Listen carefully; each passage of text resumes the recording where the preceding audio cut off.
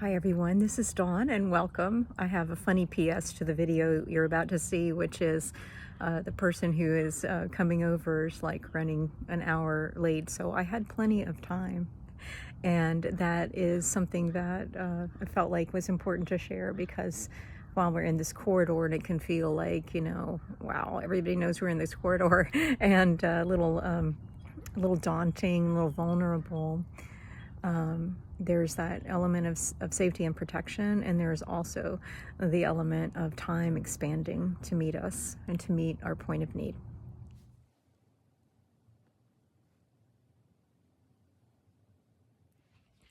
Hey everyone, this is Dawn. Yes, I know my hair is wet, sorry.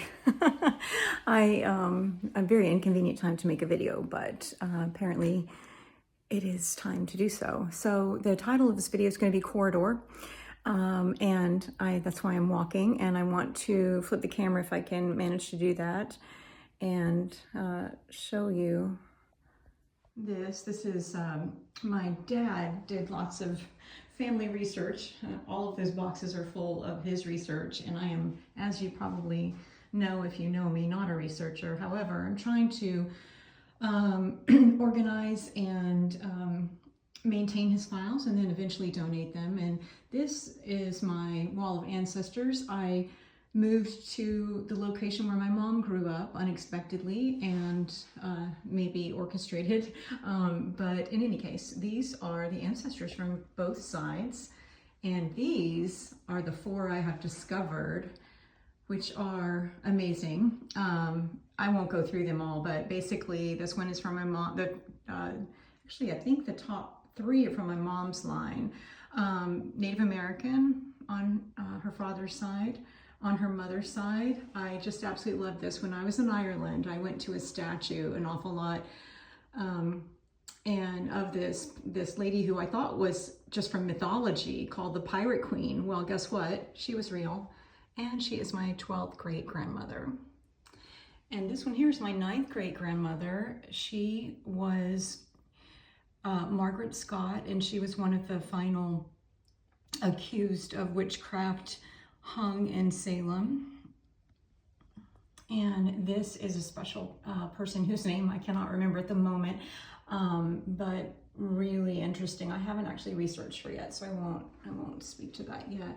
And what I want to talk to you about is like a combination of kind of messages that really came through super strongly last night. Like, this is the most inconvenient time to make a video, like, ever, because I have a company coming here in a minute. But I did last night have a very detailed, not even just a dream. It was really more of, let me get the light better. It was really more of a, I don't know, I suppose you'd say, a revelation or doing, spiritual work. And again, apologies for the appearance. I literally, my hair's wet and gray, but what can I say? So yeah, I was like definitely doing some sort of work, and the person who is most dear to me in this life, who feels like home, who is not in my life, but was in this dream. It was quite interesting because it was a different flavor than I have experienced previously. And when I woke up after very little sleep, I was frantically getting ready, and quite frankly, and like I said, no time for this. And I always wear silver. I just prefer silver. And the guides and ancestors were gold, gold, gold. And I was like, I do not want to wear gold. I mean, I know this is a minor thing. Just stay with me for a minute. I do not want to wear gold. And they were like, why don't you want to wear gold? And it, boom, was in my face. All those lifetimes, those people I just showed you, those 4, and the one that lives in my heart, these women had of their own right either wealth or a very special way of being and navigating the world that was not of this world and not common. And it was, of course, targeted. And in many cases, those ancestors on both sides of my family, and I'm sure on many of yours, paid a dear price, and ultimately either died standing for the truth of who they were, or lost so much of their soul's truth and radiance, their star power, as I call it. So so I put on the gold. This is my mom's, and this was a gift from Tim, who died 2 years ago, and I haven't actually worn it much of all, and it's a tree of life. Okay, takes me back to the dream. So in this dream, there's a different flavor to it altogether. It went on and on and on. It's like definitely a spiritual work dream. But we were.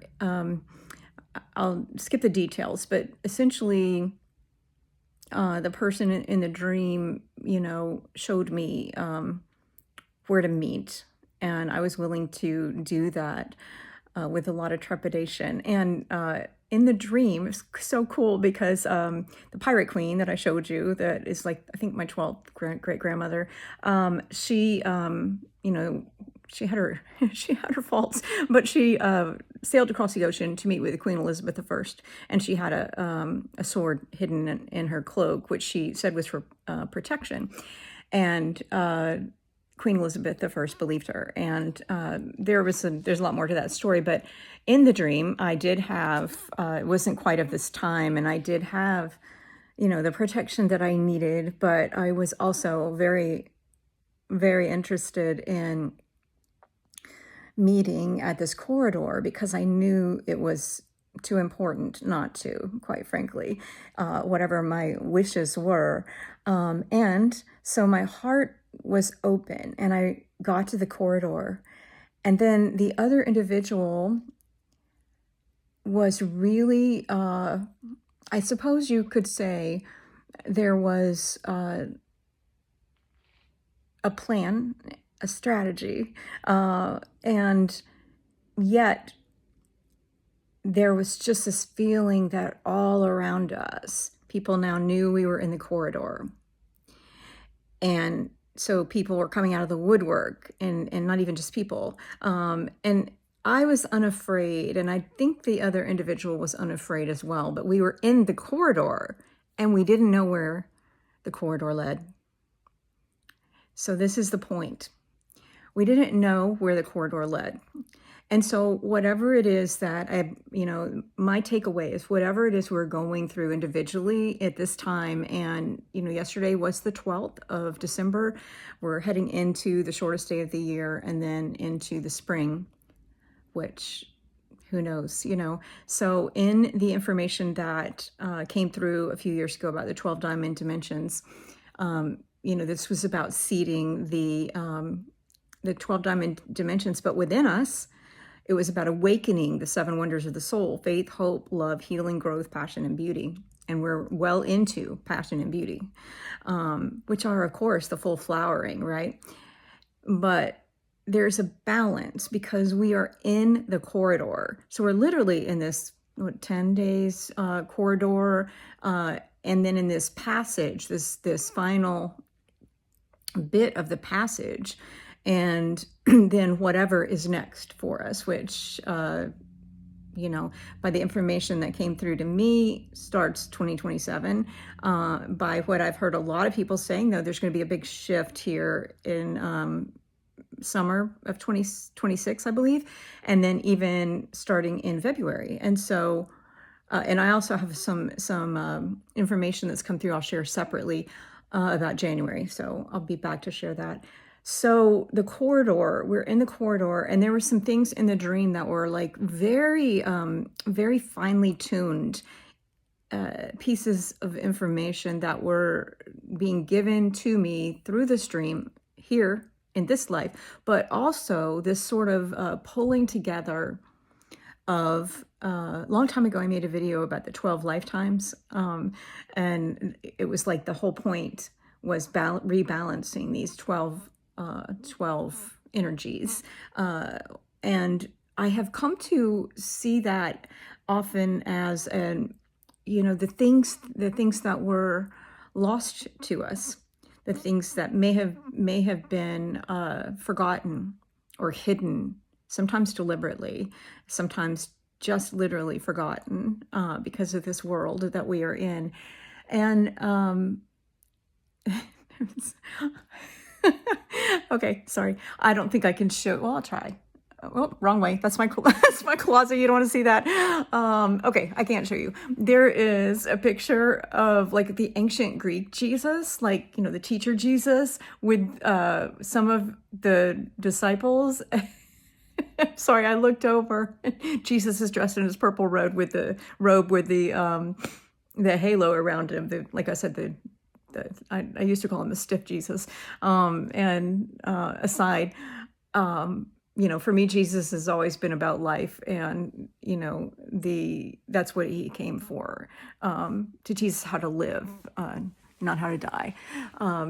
Okay, so it goes back to these, what I'm saying, back, Dawn, 12 lifetimes, and that we are, whatever, you know, we're doing in this corridor, this passage, whether, you know, we are traversing it alone as I am, or whether we are traversing, and I'm talking here in the physical, whether we are in a, you know, group and found our soul tribe, or whether we are with a partner, life partner, and or, you know, other soulmates, friends, there is a need right now, based on kind of what I was seeing, like symbols in the dream, and I was also, you know, having this engagement with the other individual I was with in the dream, and I was also like what do you call it? I guess transmitting, but that doesn't feel like the right word. Energetically, the information to like all directions outside of the corridor, which is the point. Whatever, you know, whatever the state, however you're traveling, whatever, if you know what's happening or you don't. I personally don't. No idea. No, I have no plan. I have some ideas, and we will see which one of those, which opportunity I say yes to, and which idea comes to fruition. But whatever the case may be, there is a need to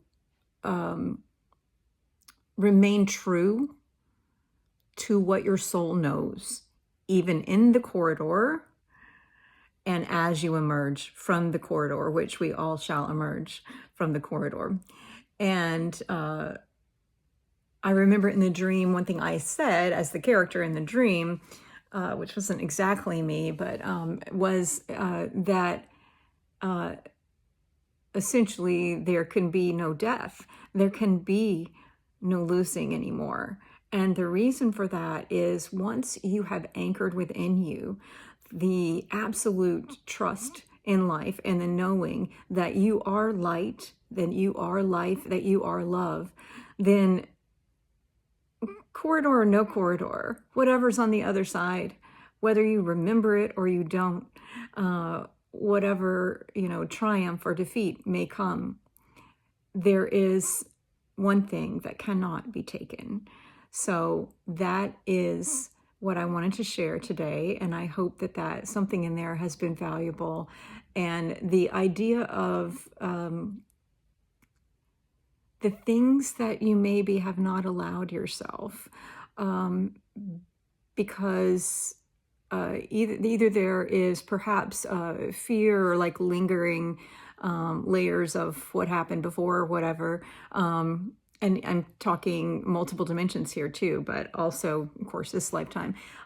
It's time to, you know, really allow yourself. Oh, and there's Archangel Michael looking over us too. I'm sitting in my bedroom, but just funny that I'm seeing all these things at the time I'm seeing them, because the point I was making there was, it's time to allow yourself those things. And even in my case, like, I don't actually love gold, but all of these things, like I was like, okay, we'll compromise. I'm not going to wear gold earrings. I don't want to wear gold earrings, but I had these gold and black little butterflies. And I thought, oh, wow, I've got the butterflies. I've got the tree of life.